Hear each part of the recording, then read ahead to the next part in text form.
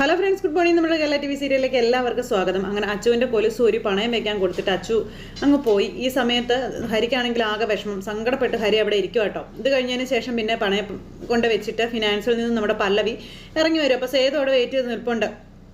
അപ്പോൾ കൊണ്ട് കൊടുത്തിട്ട് ഉദ്ദേശിച്ചതിനേക്കാൾ കൂടുതൽ കിട്ടിയെന്നുള്ള കാര്യം പല്ലവി പറയുവാണ്. അപ്പോൾ സ്വർണത്തിൻ്റെ വിലയൊന്നും ഞാൻ ശ്രദ്ധിക്കാറില്ല, പണയം വെക്കുക, തിരിച്ചെടുക്കുക, ഇതൊന്നും ഞാനായിട്ട് അങ്ങനെ ചെയ്തിട്ടില്ലെന്നൊക്കെ ഇങ്ങനെ സേതു പറയുമ്പോൾ, എൻ്റെ സേതു ഏട്ടാ, എന്നെപ്പോലെയുള്ള സാധാരണക്കാരുടെ ജീവിതത്തിലെ നിത്യ സംഭവങ്ങളല്ലേ ഇതൊക്കെ എന്ന് പല്ലവി ചോദിച്ചു. ഫീസ് കൊടുക്കാൻ സമയമാകുമ്പോഴേ അച്ഛൻ്റെ കയ്യിലെ കാശുണ്ടാവത്തില്ല, അമ്മ കയ്യിലെ വള ഊരി തരുമെന്നും അത് കൊണ്ടുപോയി ഒരൊറ്റ ഓട്ടവാ ഇതുപോലുള്ള ഏതെങ്കിലും പണയക്കടയിലേക്ക് കൊണ്ടുപോയി പണയം വെച്ച് കിട്ടുന്ന പൈസ കൊണ്ടുവന്ന് ഫീസ് അടയ്ക്കുന്നു, പിന്നെ പൈസ കിട്ടുന്ന സമയത്ത് അത് തിരിച്ചെടുക്കുന്നു, വീണ്ടും അതങ്ങനെ അങ്ങനെ ആ ഒരു കാര്യമൊക്കെ നമ്മുടെ പല്ലവി പറഞ്ഞു. ഈ നാട്ടിൽ ഏറ്റവും കൂടുതൽ അങ്ങനെയൊക്കെ നമ്മൾ ഫേസ് ചെയ്യേണ്ടി വരുന്ന കടകളെ പറ്റിയൊക്കെയുള്ള പേരുകളൊക്കെ നമ്മുടെ പല്ലവി പറയാം. അപ്പോൾ ഇത് ഫിനാൻസ്, അതുപോലെ തന്നെ ബേക്കറി, അങ്ങനെയൊക്കെ ഓരോ കടയുടെ കാര്യങ്ങളൊക്കെ പറഞ്ഞു. അപ്പോൾ ഈ കട ഇല്ലാത്ത ഒരു ജംഗ്ഷൻ പോലും നമ്മുടെ നാട്ടിൽ കാണത്തില്ല എന്നും പല്ലവി ഇങ്ങനെ പറയാം. അപ്പോൾ അത്യാവശ്യ ഘട്ടങ്ങളിലുള്ള കാര്യങ്ങളൊക്കെ ഇങ്ങനെ പറയുമ്പോൾ ശരിയാണല്ലോ, പല്ലവി പറയുമ്പോഴാണ് എല്ലാം ഞാൻ ശ്രദ്ധിക്കുന്നതെന്നൊക്കെ സേതു പല്ലവിയോട് പറയാം. ബേക്കറി കയറി ജങ്ക് ഫുഡ് കഴിക്കുന്നു, പണയം വെക്കുന്നു, ആ കാശ് കൊണ്ട് മരുന്ന് വാങ്ങിക്കുന്നു, എന്തൊക്കെയല്ലേ എന്നൊക്കെ ചോദിച്ചു. പിന്നെ ഒരു കണക്ഷനുണ്ട് ഇത് മൂന്നും തമ്മിലെന്ന് പറയുന്ന സമയത്ത്, അതെ അച്ചുവിൻ്റെ പാദസരം പണയം വെക്കുന്ന ആ ഒരു കാര്യത്തിൽ എനിക്ക് ഭയങ്കരമായിട്ടുള്ള സങ്കടം ഉണ്ടെന്നുള്ള കാര്യം പറയാം. കല്യാണം കഴിഞ്ഞിട്ട് ഇത്രയൊക്കെയല്ലേ ആയുള്ളൂ, അതിനു മുമ്പ് തന്നെ സ്വർണം പണയം വെക്കരുത് എന്നൊക്കെ പറയുന്നത് പണയം വെക്കുന്നത് മോശമല്ലേ എന്ന് ചോദിക്കുമ്പം അങ്ങനെയൊന്നും ചിന്തിക്കല്ലേ എൻ്റെ സേതു ഏട്ടാ, നമ്മളിത് എത്രയും പെട്ടെന്ന് എടുക്കുകയല്ലേ എന്ന് ചോദിച്ചു. ഋതുവും അമ്മയും ഈ വിവരം വല്ലതും അറിഞ്ഞ അച്ചുവിനെ കളിയാക്കുമെന്നുള്ള കാര്യങ്ങൾ സേതു ഇങ്ങനെ പറയും കേട്ടോ. അത് ഓർക്കുമ്പോഴേ എനിക്ക് സങ്കടമെന്ന് പറയുമ്പോൾ, കളിയാക്കട്ടെ നീ, ആര് കാരണോ ഹരി ഇപ്പം ആശുപത്രിയിലായത്? കാശില്ലാത്തത് ഒരു കുറ്റമൊന്നുമല്ല, നല്ല മനസ്സുണ്ടെങ്കിൽ അത് തന്നെയാണ് വലിയ സമ്പാദ്യം എന്നുള്ള കാര്യമൊക്കെ പറയുവാണ്. കളിയാക്കുന്നവരോട് നമുക്കൊന്നും പറയേണ്ട കാര്യമില്ല. നല്ല മനസ്സ് ഈ കളിയാക്കാൻ വരുന്നവർക്കുണ്ടോ? ഇല്ലല്ലോ. അവരുടെ കളിയാക്കല് അവരുടെ അറിവേടായിട്ട് കണ്ടാൽ മതി, അപ്പോൾ പിന്നെ കുഴപ്പമില്ല, അത് മൈൻഡ് ചെയ്യാതെ അങ്ങ് പോയാൽ മതി എന്ന് പല്ലവി സേതുവിനോട് പറഞ്ഞു കൊടുക്കുവാണ്. അങ്ങനെ അതും പറഞ്ഞ് ബാഗിലിരിക്കുന്ന ആ ഒരു കൊലുസെടുത്ത് കാണിച്ചു കൊടുത്തു. ആ പാദസരം ഞാൻ പണയം വെച്ചിട്ടില്ല എന്നുള്ള കാര്യം പല്ലവി പറയുക. എൻ്റെ കയ്യിൽ വേറൊരു വളയുണ്ടായിരുന്നു, അതാ ഞാൻ വെച്ചതെന്ന് പല്ലവി സേതുവിനോട് പറയൂ കേട്ടോ. ഇത് കേട്ട് സേതു അന്തം വിട്ട് നിൽക്കുക. തൽക്കാലം ഇത് അച്ചു അറിയണ്ട, കുറച്ച് ദിവസം കഴിയുമ്പോൾ സേതുവേട്ടൻ എടുത്തതാണെന്നും പറഞ്ഞത് തിരിച്ചു കൊടുത്താൽ മതിയെന്ന് പറഞ്ഞു. അപ്പോൾ അതുകൊണ്ടാണല്ലേ കടയുടെ അകത്തേക്ക് എന്നോട് വരണ്ടെന്ന് പറഞ്ഞത്? അതെ, രഹസ്യമായിട്ട് തന്നെ ഇരിക്കണ്ടേ, അത് വേണ്ടേ എന്ന് പല്ലവി ചോദിച്ചപ്പോൾ എന്നും പറഞ്ഞു സേതു ഇങ്ങനെ നിൽക്കുക.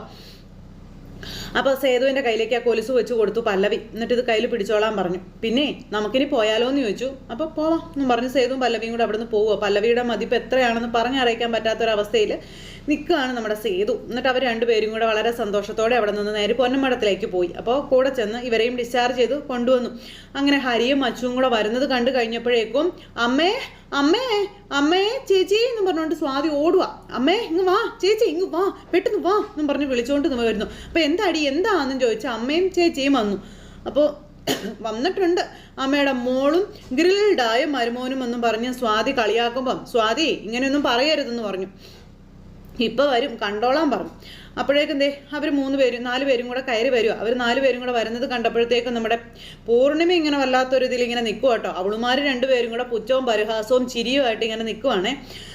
ഭയങ്കര കളിയാക്കൽ നമ്മുടെ ഹരിയെ. അപ്പോഴേക്കും അച്ചു അമ്മയ്ക്കരികിലേക്ക് ചെന്നിട്ട് അമ്മയുടെ ശാപം എന്തായാലും ഏറ്റു എന്ന് പറഞ്ഞു. കണ്ടില്ലേ ഇപ്പം ഹരിയുടെ അവസ്ഥ എന്ന് ചോദിക്കുക. അപ്പം സേതു ഇങ്ങനെ ചേർത്ത് പിടിച്ചു കേട്ടോ ഹരിയെ. ഇത് പോരെങ്കിൽ, ഇതും കണ്ടിട്ട് തൃപ്തി ആയില്ലെങ്കിൽ ഒന്നുകൂടി ശ്രമിച്ചാൽ മതി, ഫലിച്ചോളൂ എന്നും പറഞ്ഞു അച്ചു നല്ല മറുപടി തന്നെ കൊടുക്കുക.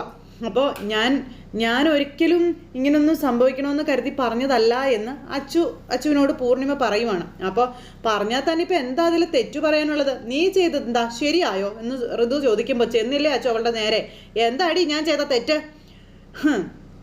ക്രിമിനൽ കേസിലെ പ്രതിയെ കല്യാണം കഴിക്കാതിരുന്നതാണോടി എന്ന് അച്ചു ചോദിച്ചു. നിഖിലും ഞാനും തമ്മിലുള്ള വിവാഹം നടക്കാതിരിക്കാൻ നീ അടക്കം ശ്രമിച്ചതല്ലേ, എന്നിട്ട് നിന്ന് നീ ന്യായം പറയുന്നോടി എന്ന് ചോദിക്കുക അച്ചു. ഇവളുടെ സകല കള്ളക്കളികളും പൊളിക്കാൻ നോക്കുക അച്ചു. അപ്പോൾ നിഖിലിനെ കെട്ടാത്തതിന് ഞങ്ങളാരും കുറ്റം പറഞ്ഞില്ലല്ലോ എന്ന് സ്വാതിയുടെ വക ഒരു ഡയലോഗ്. അതിനേക്കാളും മോശമല്ലേ നീ ഇപ്പോൾ കാണിച്ചിരിക്കുന്നത്, അപ്പം അതിനുള്ള ശിക്ഷയായിരിക്കും നീ തന്നതല്ലേ എന്ന് അച്ചു ചോദിച്ചു. അന്നേരം അവൾക്ക് മിണ്ടാട്ടം ഇല്ല.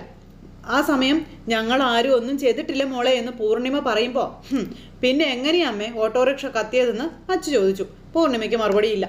ദേ കത്തിയതല്ലല്ലോ കത്തിച്ചതല്ലേന്ന് അച്ചു ചോദിക്കുക കേട്ടോ. അവരൊന്നും മിണ്ടുന്നില്ലേ. ആര് വെച്ച് ചെയ്തു എന്നുള്ളതൊക്കെ കണ്ടുപിടിച്ചിരിക്കുമോ എന്നുള്ള കാര്യവും അച്ചു ഇവരെ വെല്ലുവിളിച്ചു പറയുക. അപ്പോഴേക്കും പല്ലവി അങ്ങോട്ടേക്ക് ചെന്നു. അച്ചു മതി, തർക്കമൊന്നും വേണ്ട, അതും അമ്മയോട്. ചെയ്തിട്ടില്ല എന്ന് അമ്മ പറഞ്ഞിട്ടുണ്ടെങ്കിൽ അത് സത്യമായിരിക്കും എന്ന് പല്ലവി പറയുമ്പോൾ അമ്മ അത് ചെയ്തിട്ടുണ്ടാവില്ല എന്ന് പറഞ്ഞു. അപ്പോഴത്തേക്കും ഋതു പല്ലവിയുടെ അടുത്തേക്ക് വന്നു. അപ്പം ഞങ്ങൾ ചെയ്തതാണോ നീ പറഞ്ഞതെന്ന് ഋതു ചോദിക്കുമ്പോൾ ആശുപത്രിയിൽ നിന്ന് ഡിസ്ചാർജ് ചെയ്ത് വരുന്ന വഴിയാ, ഇപ്പോൾ ഒരു വഴക്ക് വേണോ ഋതു എന്ന് ചോദിച്ചു. അപ്പം ഇവള് പറയുന്നതോ ഇവളല്ല ചേച്ചി, അതും മറന്നു പോകുന്നതാ നിനക്കൊക്കെ പറ്റുന്ന തെറ്റെന്ന് പല്ലവി പറയുമ്പോൾ ഹോ മറന്നാലും സമയം ഓരോന്ന് ഓർമ്മിപ്പിക്കാൻ നിങ്ങളുണ്ടല്ലോ ഇവിടെ എന്നും പറഞ്ഞായി അടുത്തത്. വെറുതെ അല്ല ഓരോരുത്തർക്ക് ഓരോന്ന് വരുന്നത്, നാവ് ശരിയല്ല എന്നും പറഞ്ഞ ഋതുക ഇങ്ങനെ കളിക്കുമ്പോൾ ദേ സൂക്ഷിച്ച് സംസാരിച്ചോളാൻ പറഞ്ഞു നമ്മുടെ സേതു. ഓ ഇവിടെ ഉണ്ടായിരുന്നോ എന്നും ചോദിച്ചുകൊണ്ട് ഋതുക കളിയാക്കുക. കൂട്ടുകാരി പറഞ്ഞപ്പോൾ പൊള്ളിയല്ലേ എന്നും ചോദിച്ചുകൊണ്ട് ഇതേ എൻ്റെ വീടാ, ഇവിടെ ഞാൻ എനിക്ക് ഇഷ്ടമുള്ളതുപോലെ പെരുമാറുമെന്ന് ഋതുക സേതുവിനോട് പറഞ്ഞു. സേതു ഒന്നും മിണ്ടിയില്ല കേട്ടോ. സേതു ഒന്നും മിണ്ടാതെ തിരിഞ്ഞു നിൽക്കും. അപ്പോൾ പൂർണ്ണിമ ഇതൊക്കെ കാണുകയും കേൾക്കുകയും ചെയ്യല്ലേ. പൂർണ്ണിമ കമാന്നൊരു അക്ഷരം മിണ്ടുന്നില്ല. അപ്പോൾ പല്ലവി പറഞ്ഞു ഇതിൻ്റെ പേരാണ് അഹങ്കാരം. പണം ഇങ്ങനെ ചുറ്റും പ്രളയം പോലെ പെരുകാൻ തുടങ്ങുമ്പോൾ സംസ്കാരമില്ലാത്ത മനുഷ്യർക്ക് സംഭവിക്കുന്ന മതിഭ്രമമാണിത്, അതിശയം അതാണിത് എന്നൊക്കെ പറഞ്ഞുകൊണ്ട് നമ്മുടെ പല്ലവി പറഞ്ഞു. മോളെ ഇതൊന്നും എപ്പോഴും ഇതുപോലെ ഉണ്ടാവില്ല. നീ കേട്ടിട്ടില്ലേ 2 ദിവസം കൊണ്ട് തോളിൽ മാറാപ്പ് കയറ്റുന്ന മാളിക മുകളിൽ ജീവിച്ചവരുടെയൊക്കെ കഥ നീ കേട്ടിട്ടില്ലേന്ന് ചോദിച്ചു. അമ്മ നിൽക്കുന്നു ദേ, അല്ലെങ്കിൽ കുറച്ചുകൂടി വിശദീകരിച്ചേനെ ഞാൻ നിന്നോട്. പല്ലവി അവളെ വേണ്ടിയിട്ട് അടിച്ച് തൂത്ത് ഭിത്തിയിൽ ഒട്ടിച്ചു, നിലത്തിട്ട് ചവിട്ടി അരച്ചു. അപ്പം നിലത്ത് നിൽക്കാൻ ശ്രമിക്കടി. പണത്തിന് വേണ്ടി സ്വന്തവും ബന്ധമൊക്കെ മറക്കുന്നത് ചിലർക്ക് ഒരലങ്കാരമായിട്ടുള്ള കാര്യമാണ്. അതൊന്നും അധികകാലം നിലനിൽക്കുന്നതല്ല, ഇടിഞ്ഞു വീഴും ഏത് നിമിഷവും. അത് നീ ഓർക്കണമെന്നും ഓർത്താം നിനക്ക് കൊള്ളാമെന്നും പല്ലവി ഇവളെ പറഞ്ഞങ്ങോട്ട് തളർത്തി കളഞ്ഞില്ലേ, ഇരുത്തി കളഞ്ഞില്ലേ.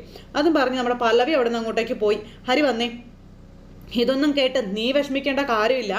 അമ്മയുടെ മനസ്സ് നിനക്കിങ്ങനെ സംഭവിച്ചതിൽ വേദനിക്കുന്നുണ്ട്, അതുമാത്രം മതി നിനക്കെന്നൊക്കെ പറഞ്ഞ് മറ്റൊന്നും നീ നോക്കേണ്ട യാതൊരു കാര്യവും എന്നും പല്ലവി ഹരിയോട് പറയാം. അച്ചു നീ ഹരിയെ റൂമിലേക്ക് കൊണ്ടുപോകാൻ പറഞ്ഞു പല്ലവി. അച്ചു വന്നിട്ട് ഹരിയെയും കൂട്ടി റൂമിലേക്ക് പോവുക. അവരങ്ങോട്ടേക്ക് കയറിപ്പോയി. അവർ കയറിപ്പോയി കഴിഞ്ഞപ്പോഴത്തേക്കും അമ്മ ഇതൊന്നും കേട്ടില്ലേ, അവരെന്നെ അപമാനിച്ചത് കേട്ടില്ലേ കണ്ടില്ലേ എന്നൊക്കെ ഋതുക ചോദിക്കാം പൂർണിമയോട്. പല്ലവി പറഞ്ഞതിൽ ഇപ്പം എന്താ അത്ര തെറ്റിരിക്കുന്നതെന്ന് പൂർണിമ ചോദിച്ചു. ആശുപത്രിയിൽ നിന്ന് വരുന്ന ഒരാളോട് ഇങ്ങനെയൊക്കെയാണ് പെരുമാറേണ്ടതെന്ന് പൂർണിമ ചോദിക്കും കേട്ടോ. തെറ്റ് നിനക്ക് തന്നെയാണ് പറ്റിയതെന്നും പറഞ്ഞു. പിന്നെ നീ കുറച്ചുകൂടി മാന്യത കാണിക്കണമായിരുന്നു. ഓ അത് കേട്ടപ്പം മകൾക്ക് സഹിക്കുന്നില്ല. മകള് കലിപ്പ് കയറി ഇങ്ങനെ നിൽക്കുക. അതും പറഞ്ഞ് പൂർണിമ അവിടെ നിന്ന് അങ്ങോട്ടേക്ക് പോയി. അപ്പോഴും സ്വാതിയും ഋതുകയും കൂടി ഇങ്ങനെ ഭയങ്കര ദേഷ്യത്തിൽ ഇങ്ങനെ നിൽക്കുക കേട്ടോ. ചേച്ചി ഇതെന്താ ചേച്ചി ഇങ്ങനെയൊക്കെയെന്ന് ചോദിച്ചുകൊണ്ട് സ്വാതി രണ്ടാളുമാരും ഇങ്ങനെ നിൽക്കുന്നു. പിന്നെ കാണിക്കുന്നത് ഇന്ദ്രപ്രസ്ഥത്തിൽ നമ്മുടെ രാജ്ഞി അവിടെ ഇരിക്കുന്നു. മകൻ അങ്ങോട്ടേക്ക് ചെല്ലുവാണ്. ചെന്ന് അമ്മയെ കൊട്ടി വിളിച്ചു. അമ്മ നേരെ ഇങ്ങനെ നോക്കുക. അമ്മ കരഞ്ഞുകൊണ്ടിരിക്കുമായിരുന്നു. അമ്മ എന്തെങ്കിലും കിടക്കുന്നേ, എന്തു പറ്റി, സുഖമില്ലേ? എനിക്ക് കുഴപ്പമൊന്നുമില്ല എന്ന് പറഞ്ഞു. അയ്യോ കരയായിരുന്നോ, ശോകഭാവമുള്ള മുഖത്ത്. ഇളയമോൻ ഇറങ്ങിപ്പോയോണ്ടാണോ എന്നൊക്കെ ചോദിക്കുമ്പം എന്താടാ എനിക്ക് സങ്കടപ്പെടാൻ പാടില്ലേ എന്ന് ചോദിച്ചു അമ്മ മോനോട്. നിന്നെപ്പോലെ തന്നെയാ എനിക്ക് അവനും. നീ ഇവിടെ സുഖിച്ച് കഴിയുമ്പോൾ അവൻ അവിടെ കിടന്ന് കഷ്ടപ്പെടുകയാണെന്നും പറഞ്ഞുകൊണ്ട് രാജലക്ഷ്മി ഏതമ്മയ്ക്കാണ് അതൊക്കെ സഹിക്കാൻ പറ്റുന്നതെന്ന് ചോദിച്ചു കേട്ടോ. അപ്പോൾ ദേ പൊന്നമ്മേ, എൻ്റെ അമ്മയെ അഹങ്കാരം കൊണ്ടല്ലേ അവനോട് ഇറങ്ങിപ്പോയെന്ന് ചോദിച്ചപ്പം അല്ല നീ കാരണം അവൻ പോയതെന്ന് അമ്മ മോനോട് പറഞ്ഞു. അവനും ആ പെണ്ണും തമ്മിലുള്ള ബന്ധത്തിൽ നിന്ന് എങ്ങനെയെങ്കിലും ഞാൻ അവനെ രക്ഷിച്ചെടുത്തേനെ, നീ അതിൻ്റെ ഇടയിൽ കയറിയതാ കുഴപ്പമായതെന്ന് പറഞ്ഞുകൊണ്ട് അമ്മ ഇങ്ങനെ പറയുമ്പോൾ എൻ്റെ പൊന്നമ്മേ ഞാൻ പറയുന്നത് എന്താ അമ്മയ്ക്ക് മനസ്സിലാകാത്തതെന്നൊക്കെ ചോദിച്ചുകൊണ്ട് മകൻ അമ്മയെ സോപ്പിടുക. ഇല്ല നീ കാണിച്ചത് മഹാമോശമായി പോയതെന്നും പറഞ്ഞുകൊണ്ട് നമ്മുടെ അമ്മ പറഞ്ഞു. അവൻ ഇവിടുന്ന് മാറി താമസിക്കാൻ പാടില്ലായിരുന്നു എന്നൊക്കെ പറഞ്ഞ് ഇന്ദ്രപ്രസ്ഥത്തിലെ രാജലക്ഷ്മിക്ക് പണ്ടെല്ലാം ഉണ്ടായിരുന്നു, പണവും പ്രതാപവും അടക്കം എല്ലാം. ഇപ്പോൾ എല്ലാം പോയില്ലേ എന്നൊക്കെ ചോദിച്ചോണ്ട് ഭയങ്കര ഇത്. അപ്പോൾ ഇതൊക്കെ കേട്ട് മൂത്ത മകനെ അവൻ്റെ ഭാര്യ ഉപേക്ഷിച്ചു. ഇളയ മകൻ വീട് വിട്ട് ഇറങ്ങിപ്പോയി. ഇനി എനിക്ക് എന്താ ഉള്ളതെന്നൊക്കെ ചോദിക്കുമ്പോൾ അമ്മ ഇങ്ങനെയൊന്നും പറയല്ലേ അമ്മേ, ഇതൊക്കെ മാറും അമ്മയെന്ന് പറഞ്ഞു. അമ്മ ഇതൊക്കെ മാറിയിട്ട് മാറ്റി വെച്ചിട്ട് എനിക്ക് ഒരു കോഫി ഇട്ടുണ്ടോ പറഞ്ഞു. ഓഹോ ഞാൻ നിന്റെ വെറും ജോലിക്കാരിയാണോടാ, അല്ലാണ്ട് നിന്റെ അമ്മയല്ലല്ലേടാ എന്നൊക്കെ ചോദിച്ച് അങ്ങനെ അമ്മ പറയുമ്പം അമ്മ എൻ്റെ എല്ലാ അമ്മയല്ലേ, അമ്മയാണ്, കൂട്ടുകാരിയാണ്, ജോലിക്കാരിയാണ്, അങ്ങനെ എല്ലാം ആണെന്നേ. എൻ്റെ അമ്മ എന്തിനാ ഇങ്ങനെ വിഷമിക്കുന്നേ? ഇറങ്ങിപ്പോയ വിശ്വൻ പോയതുപോലെ തന്നെ മടങ്ങി വരും, ഞാൻ അവനെ തിരിച്ചു കൊണ്ടുവരികയും ചെയ്യുമെന്നും പറഞ്ഞുകൊണ്ട് ഇങ്ങനെ പറയുമ്പോൾ നീ ചെന്ന് വിളിച്ച് അവൻ വരുമോയെന്ന് ചോദിച്ചു രാജലക്ഷ്മി. ഒരിക്കലും വരത്തില്ല, പക്ഷേ പറയേണ്ടവർ പറയേണ്ട പോലെ പറഞ്ഞാൽ വരും. അപ്പോൾ അത് കേട്ട് കഴിഞ്ഞപ്പോഴത്തേക്കും അവനെ കാണാനിട്ട് എനിക്കൊരു സമാധാനം ഇല്ലെന്നും പറഞ്ഞുകൊണ്ട് പുള്ളിക്കാരി ഇങ്ങനെ ഇരിക്കുമ്പം ഞാനല്ലേ പറയുന്നത് അമ്മയുടെ മോനെ ഞാൻ കൊണ്ടുവരുമെന്നും പറഞ്ഞുകൊണ്ട് ഇന്ദ്രൻ പോവുക. ഇന്ദ്രൻ പോണ പോക്ക് പല്ലവിയുടെ മുന്നിലേക്ക്. അവിടെ ചെന്ന് പല്ലവി നടന്നു വരുമ്പോൾ പല്ലവിക്ക് വട്ടം കുറേ പ്രാവശ്യം കാറൊക്കെ ഇങ്ങനെ കറക്കി പല്ലവിയുടെ മുന്നിൽ വന്നിങ്ങനെ നിൽക്കുവാണ്. പല്ലവി ഇവനെ കണ്ടപ്പോൾ ഒന്ന് പേടിച്ചു. പല്ലവിയുടെ മേളിൽ കയറി, അതായത് കാറിൻ്റെ ആ ചവിട്ടി കയറുന്ന ആ ഒരു ഇതിൽ കയറി നിന്ന് പല്ലവിയെ ഇവൻ മുകളിൽ നിന്ന് നോക്കുന്ന രീതിയിലൊക്കെ കാണിക്കും കേട്ടോ. അല്ല, കുടുംബപരമായിട്ട് ഇത് തന്നെയാണോ നിങ്ങളുടെ തൊഴിൽ, ഈ ജീവിതം തകർക്കൽ എന്ന് ഇന്ദ്രൻ ചോദിക്കുമ്പോൾ ആരുടെ ജീവിതം തകർത്തതെന്ന് എല്ലാവർക്കും നന്നായിട്ട് അറിയാമെന്ന് പറഞ്ഞു പല്ലവി. മനസ്സിൻ്റെ സമനില തെറ്റിയവർക്ക് സത്യം മനസ്സിലാകാൻ കുറച്ച് സമയം എടുക്കുമെന്ന് പറയുമ്പോൾ അതെടി എന്നും പറഞ്ഞിട്ട് ഒച്ച വയ്ക്കുക. ഞാൻ മനോരോഗ്യടി, ഞാൻ മനോരോഗ്യ. അതുകൊണ്ടാണല്ലോ കോടീശ്വരനായ ഞാൻ ഗതിയില്ലാത്ത ഒരു സ്കൂൾ മാഷിന്റെ മകളെ നിന്നെ കല്യാണം കഴിച്ചതെന്നൊക്കെ പറയുമ്പം അതുകൊണ്ട് നിങ്ങൾക്ക് ദോഷമൊന്നും സംഭവിച്ചില്ലല്ലോ, നഷ്ടപ്പെട്ടു പോയത് മുഴുവൻ എനിക്കല്ലേ, എൻ്റെ കുടുംബത്തിനല്ലേ എന്ന് പല്ലവി ഇന്ദ്രനോട് ചോദിച്ചു. അതുകൊണ്ടായിരിക്കും അനിയത്തിയെ പറഞ്ഞു വിട്ട് എൻ്റെ അനിയനെ വീട്ടിൽ നിന്ന് ചാടിച്ചതല്ലേടി എന്ന് ഇന്ദ്രൻ ചോദിക്കുക. അവനിപ്പോൾ എവിടെയാ താമസം? നിന്റെ വീട്ടിലാണോ അതോ ഏതെങ്കിലും വാടക വീട്ടിലാണോ എന്നൊക്കെ ചോദിക്കുമ്പം നിങ്ങളുടെ അനിയനെ വീടിൻ്റെ പുറത്തിറക്കേണ്ട ഗതികേടൊന്നും എൻ്റെ അനിയത്തിക്ക് വന്നിട്ടില്ലെന്നും നിങ്ങളുടെ വീട്ടുകാരെ പോലെ സംസ്കാരം ഇല്ലാത്തവരല്ല ഞങ്ങളെന്നും പല്ലവി അന്നേരം ഇവനോട് പറഞ്ഞു. മനോരോഗം മറച്ചു വെച്ച് പറ്റിച്ച് കല്യാണം കഴിച്ച നിങ്ങൾ എൻ്റെ അനിയത്തിക്ക് എൻ്റെ കുടുംബത്തിനും മാർക്കിടാൻ വരണ്ട എന്ന് പല്ലവി പറയുമ്പോൾ ഇന്ദ്രൻ ഇങ്ങനെ നോക്കുക. എൻ്റെ അനിയൻ ഇന്ന് വീട്ടിൽ നിന്ന് ഇറങ്ങിപ്പോയിട്ടുണ്ട്, അവൻ എത്രയും വേഗം വീട്ടിൽ തിരിച്ചെത്തണം, ദേ ഇല്ലെങ്കിൽ എൻ്റെ സ്വഭാവം മാറുമെന്നും പറഞ്ഞ് ഇന്ദ്രൻ പല്ലവി പേടിപ്പിക്കുക. നിന്നെ മാത്രമല്ല നിന്റെ അനിയത്തിയെയും പരസ്യമായിട്ട് നാറ്റിക്കും ഞാൻ, അറിയാലോ. നഷ്ടപ്പെട്ടു പോകാനായിട്ട് എനിക്ക് ഒന്നുമില്ല, അതുപോലെ അല്ല നിന്റെ അനിയത്തി. അപ്പം നിങ്ങളുടെ അനിയൻ വീട്ടിൽ നിന്ന് ഇറങ്ങിപ്പോയത് ഞങ്ങളുടെ കുറ്റം കൊണ്ടാണോ എന്ന് പല്ലവി അന്നേരം ചോദിച്ചു. അതെ, നിന്റെ അനിയത്തിയുടെ കുറ്റം കൊണ്ടാണെന്നും പറഞ്ഞുകൊണ്ട് പല്ലവിയോട് ഒച്ച വയ്ക്കുക. നിന്റെ അനിയത്തി ഒറ്റ ഒരുത്തി എല്ലാത്തിനും കാരണമെന്നും പറഞ്ഞു. എൻ്റെ അനിയനെ എനിക്ക് ഇന്ന് തന്നെ വീട്ടിൽ കിട്ടണം. അവൾക്ക് വേണ്ടിയിട്ട് എൻ്റെ അനിയൻ എന്നോട് വഴക്കുണ്ടാക്കിയത്. അവൻ പോയതിൽ പിന്നെ എൻ്റെ അമ്മ വല്ലാത്ത സങ്കടത്തിലാണെന്നും നിനക്ക് നിൻ്റെ അമ്മയെപ്പോലെ തന്നെ പ്രധാനമാണ് എനിക്ക് എൻ്റെ അമ്മയും, അത് നീ മനസ്സിലാക്കാൻ പറഞ്ഞു. എൻ്റെ അമ്മ ദുഃഖിക്കുന്നത് കാണാൻ എനിക്ക് തീരെ ഇഷ്ടമുള്ള കാര്യമല്ല. ആ കണ്ണുനീര് എനിക്ക് ഒപ്പിയേ പറ്റൂ. അതിന് വിശ്വജിത്ത് തിരിച്ചു വന്നേ പറ്റൂ എന്നും നമ്മുടെ ഇന്ദ്രചേട്ടൻ അങ്ങ് പറയാം. ദേ നോക്കിക്കേ, പറഞ്ഞത് കേട്ടോ, നീയാണ് അവനെ എനിക്ക് തിരിച്ചു കൊണ്ടുവന്ന് തരേണ്ടത്. നീ അത് ചെയ്തിരിക്കണം, ചെയ്തേ പറ്റൂ. ചെയ്തില്ലെങ്കിൽ പൊന്നുമോളെ അനുഭവിക്കാൻ പോകുന്നത് നിന്റെ കുടുംബം മുഴുവനും ആയിരിക്കും എന്ന് പറഞ്ഞ് ഇന്ദ്രൻ പല്ലവിയെ പേടിപ്പിച്ചിട്ട് അവിടെ നിന്ന് പോവാം.